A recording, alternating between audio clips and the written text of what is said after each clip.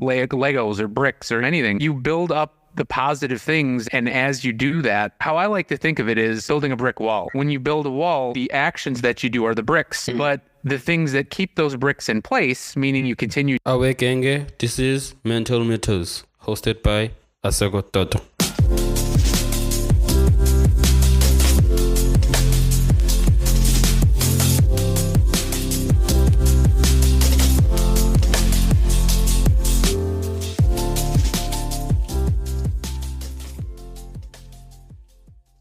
Hello.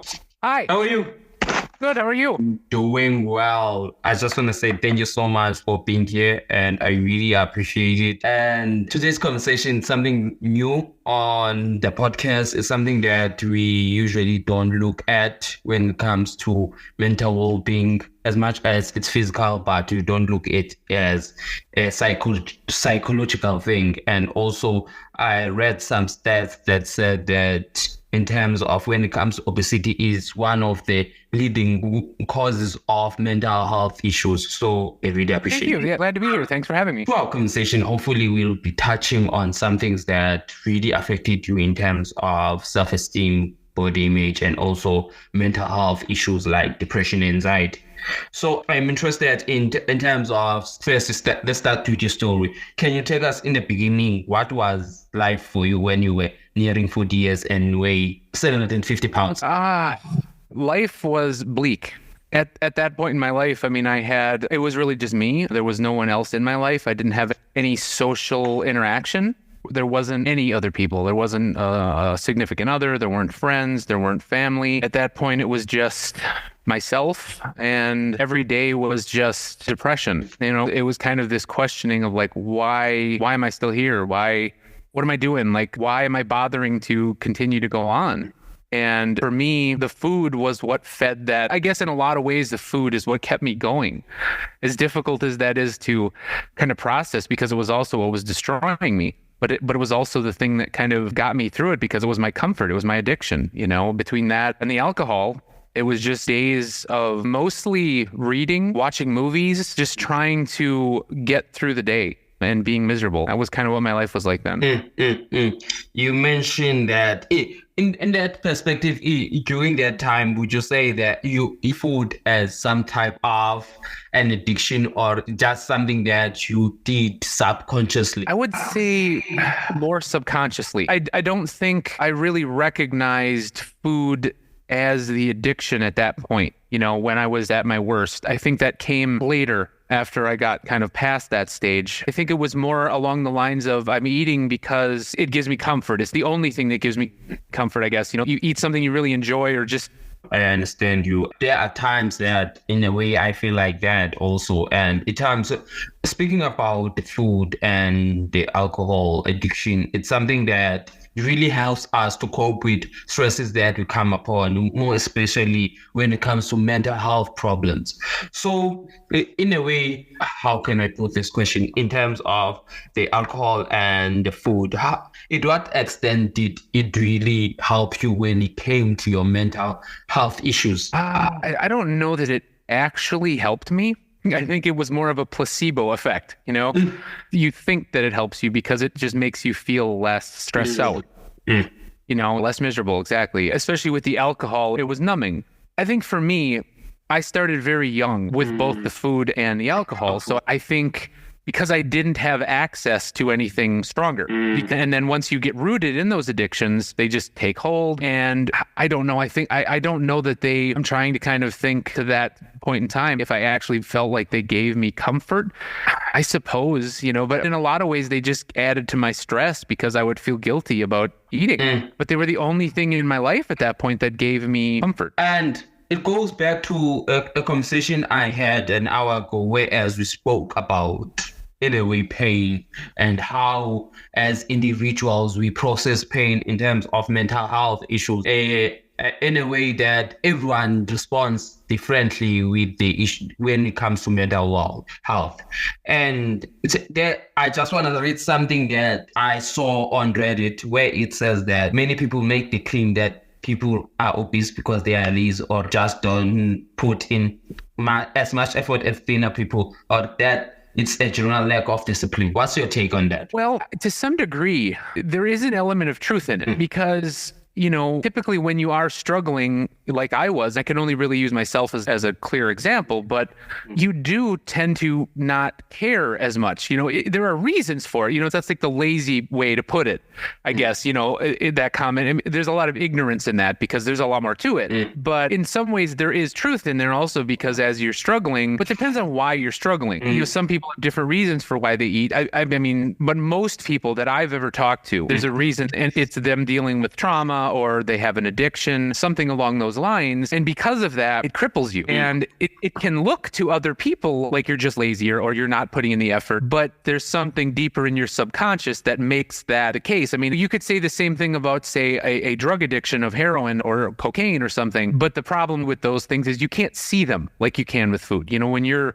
80, 100 pounds, 500 pounds, like I was overweight, you can't hide that. So you tend to get judged by everyone else when in reality, I would say that it's not really any different from other addictions. There's a reason for it and they're manifesting in a way. So I hope that makes sense. It's like I can understand where people would say that, but there's just a lot more to it. Actually, I get your point. And going back to in terms of trauma, and I don't know that you are familiar with Dr. Gabriel Maté, where he's an childhood trauma and addiction expert, when he said that most often we are not we're not shamed. Actually, we are not ashamed about the addiction that we have, but we are ashamed of the reason why we are doing that addiction. And I found that profounding because sometimes we really neglect ourselves in that we are not open and to be, mostly to be a man and being able to be vulnerable about your addiction, your mental issues. It's something that is still a problem till now, because when it comes to men's mental health, it's something that is shunned away. It's something that is just rejected in general. So being lazy, I feel like in terms of going back to your statement, being lazy, it's something that people don't realize, as you've said, that there must be a reason behind that, the fact that a person that is obese in terms of being called, in terms of not working hard as someone who is thinner. And I feel like one thing that we always run away is the fact of mental health issues. Is one thing that we as a society in general don't even try to look at. It's an option that we do not even look at. As I've said, that men's mental health is something that is not regarded as something important to a certain issue or a certain trauma or certain addiction. So what was your turning point? I would guess that you didn't want to be in that state that you were in. What changed? What made you go out that comfortable space? That's the question that seems like it would be easy to answer, but it's actually really difficult. I mean, in my life at that point in time, there wasn't really any reason to change. When I think back, I think there was a part of me, this might sound a little out there, I guess, but there was a hidden part of me that was just like, I'm not ready to give up. And there was this idea of all the things that I hadn't done, or all the things I didn't have in my life, relationships, friends, someone that I loved or loved me back. And the realization that if I don't make changes, if I don't try, none of that's ever going to happen. It's just going to be death, because that's what's coming soon. And I think just that realization of, okay, let's try to find a way to get through this and to have a life is really what drove me and made me make the changes. It goes back when you said the fact that was something hidden in you, saying that I'm not ready to give up. I just want to refer to the line that Fred Nietzsche once said. He says, when you look into the abyss looks back into you. What that I paraphrase that in the sense of, as much as there might be negative within the things that you do, definitely you are bound to find positive things. For example, you having that courage of enough is enough, being able to start the journey is very important. And hopefully you had a reason to pursue change, to pursue something that is different, something that out of your comfortable zone. That's what I usually refer to as unfamiliar pain. It's something that people don't try to look at. And in terms of this journey, how did it affect you mentally as someone who was stepping out of their comfort zone. Scary. In simple terms, yeah. I mean, there was a part of it that was terrifying because, well, I mean, for myself, and I think it's common with a lot of people that struggle with addictions, is you get familiar, you get comfortable with the idea of it's over. The idea of dying, as terrifying as I think that would be to a healthy person, it's comforting when you're struggling with addiction and things like that, and you're, that unhealthy, especially when it's, physical. Like my body was so, grotesque, I guess, to put it another way. I mean, and I couldn't even use stuck in my own body to a degree. So there's this comfort in knowing that it's going to end. So to try to go and fight on and make all of these changes, there's kind of this, it's a little bit terrifying because you're like, do I really want this? Like, do I really want to struggle? But you keep fighting with yourself, and eventually, it starts to change and that terror eases. But I would say to make that step, yeah, it was terrifying. As it was terrifying, definitely you came across a lot of struggles within your journey. And as Konyopa, if I'm not mistaken, you lost around 500 pounds. Yes, in terms of that journey, how did you overcome those problems? How did you overcome those challenges? And how did it affect your mental well-being in terms of your depression, the anxieties? I would say initially it was very, very difficult. I mean, it took a lot of mental toll on me to put myself out there and to try. And then as time went on, I'm trying to kind of quantify. I mean, initially, there's no hope. You feel like there's no hope. And then as you make those changes, I mean, for me, it was just motivation. It was just driving forward. That same principle that got me started was the same thing that drove me through all of it. It was just knowing that what I wanted, where I wanted my life to be, how I wanted to feel about myself. And once I got started, once I pushed myself to that point where I could start to make the physical changes, I knew I could do it. And once I started to lose, say, 50 pounds or whatever, that was the first time in my life that I had really had success.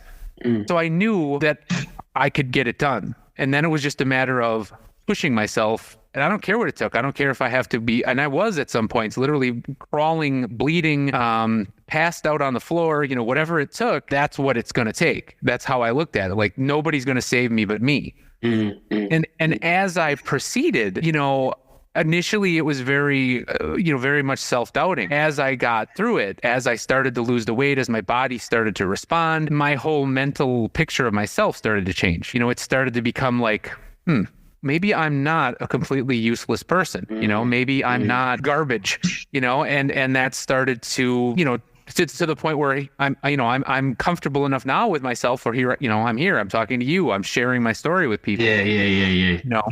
So yeah, I mean, it's been a tremendous change. And the way I'm hearing it from you, it's more or less about the perspective that you have about yourself in terms of if you are telling yourself that I'm very useless and you decide of not doing the work, you'll be in that state of not improving, of having that negative thoughts. And I am quite sure within those negative thoughts, there are also positive thoughts, but you overpower them, but you overpower the positive ones with the negative ones in a way. And I feel like whenever we're in the states of depression, of a mental breakdown or mental illness, we have that thing of saying that I'm not worth it, I'm just not worth it. And when we start that work and we realize, no, I can do this, as much as you thought that lifting that weight was too hard for you, even though, like, for example, in this perspective of, I started going to the gym, and I'm not someone who usually go to the gym. So the first day it was very heavy, and I told myself I'll never come again. As the second day went, and as the day went, I started to realize, no, I enjoy this thing. And also, as much as it might be hard, and to me, I always make sure that I step out of my comfort zone, because that's what really kills our spirits. That's what really demotivates us in terms of that. It really, being comfortable, it's not nice. I don't lie. You don't growth. You don't create any healthy habits. You're just a person that's moving around. That's all. And in terms of something that I've realized about us men, we have this perspective of having body images. I feel like women don't realize this, but we do have body issues in terms of how we look in terms of that. Would you say that with the body image that you had back